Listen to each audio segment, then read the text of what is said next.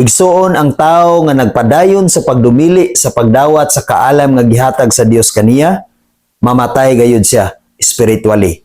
Ug ang tawo nga nagpadayon sa pagpakabuang dinhi sa kalibutan nga wala ni gigamit ang kaalam sa Dios nga iyang gihatag kanato sa matag usa kanato, mao kanang kaalam nga espiritual, malaglag gayud siya igsuon kung magpadayon siya sa iyang pagkakulang sa pagtagad sa kaalam nga espiritual nga gihatag sa Dios sa matag usa kanato. Apan ang tawo igsuon nga matinud-anon nga midawat og iyang gipuy-an ang kaalam sa Dios nga iyang gihatag sa matag usa kanato, kana nga tawo igsuon aduna gayud kanay kasiguruhan sa iyang kinabuhi. Apan ang tawo igsuon nga naggamit sa kaalam sa Dios sa kanunay, ang tawo igsuon nga namati sa Dios sa kanunay sa iyahang pagtawag, ang tawo igsuon nga nagbaton og pagtahod og kahadlok sa Ginoo, ang tawo nga sa kanunay namati kaniya og naggamit sa iyang kaalam, ang kana nga tawo igsuon aduna gayud kanay kasiguruhan sa iyang kinabuhi og layo siya kanunay sa kakuyaw og wala siya angay nga kalisangan dinhi sa kalibutan. Tungod kay aduna siya Dios nga nag-uban sa kanunay,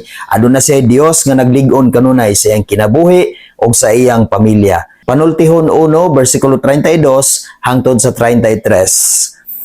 Ang taong walay kasinatian, mamatay kay dili man sila mudawat sa kaalam. Ang mga buang-buang, mga laglag tungod sa kakulang sa ilang pagtagad.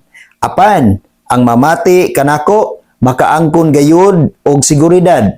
Malayo siya sa kakuyaw o wala siya angay nga kahadlukan. Mao kana ang pulong sa Ginoo igsuon nga nagpahinumdum sa atua nga dili nato ibaliwala ang Dios o dili nato ibaliwala ang kaalam nga gihatag sa Dios sa matag usa kanato. Amen. God bless sa tanan.